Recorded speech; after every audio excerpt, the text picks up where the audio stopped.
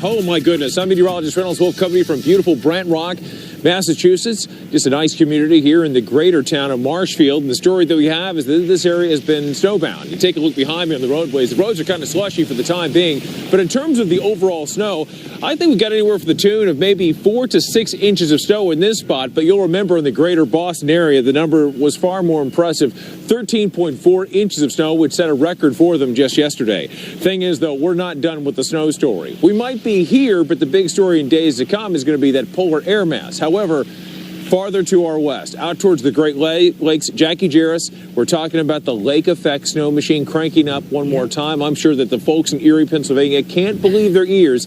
They cannot like hearing those words. I know, but the good news for folks off of Lake Erie, keep in mind that this is one of the more shallow lakes, and they've been making a lot of progress with ice cover over the last couple of weeks, and it's forecast to be more than 80% covered in ice on Lake Erie alone, though, by the end of the weekend. So this is a live look at Marquette, Michigan. This is the campus of Northern Michigan University. Marquette under a winter weather advisory at this hour. Cool fact for you, students at NMU set the Guinness World Record last March for the most people playing freeze tag. They had 634 people. I'm going to guess 0 people are playing freeze tag today, unless it's like that one. You have to go walk the dog. No, you go walk the dog. You're it. You don't want to be it.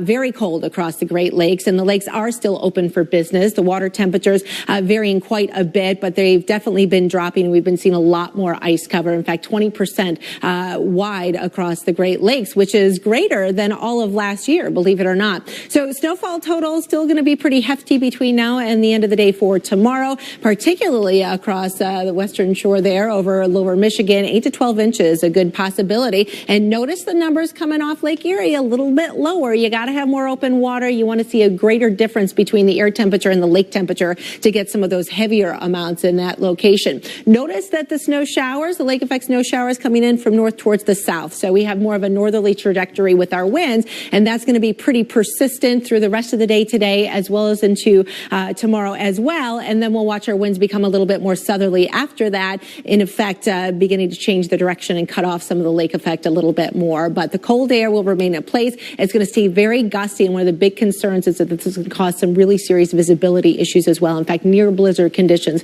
can be expected at times. Here's a forecast for South Bend. Look at these numbers into the teens for your highs, your low temperatures into the single digits, even single digits below 0, not to mention the wind chill factor. Maria? Which is huge and still very much a concern in the Midwest. Dangerously chilly still as we look live. Detroit, Minneapolis, Chicago, they all look the part, right? Freezing. All three places are looking ahead at temperatures 10 to 20 degrees below average, even as we go through the weekend. So we start with the wind chill. Remember, this is not an actual temperature that you can measure. It's a factor. And it's all telling the story that it is still bone-chilling cold. Through the day, International Falls, Minneapolis, Chicago, you all stay below 0 with that feels-like temperature. Alpena as well. Cincinnati, St. Louis, Omaha in the single digits for a good part of the day. We get through tomorrow, still dangerously cold. Chicago with that feels-like temperature at 16 below.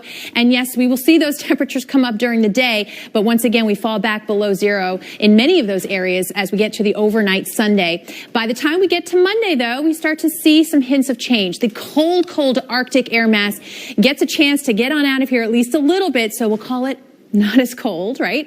But high pressure is keeping that pattern blocked for now, but eventually will help a lot of us warm up just enough where we get that chance to return to, or at least get closer to average. Now today, not there. 2 degrees for your high in Minneapolis. We're at just 15 today in Omaha, but there you go tomorrow, already seeing the hint of the warm up.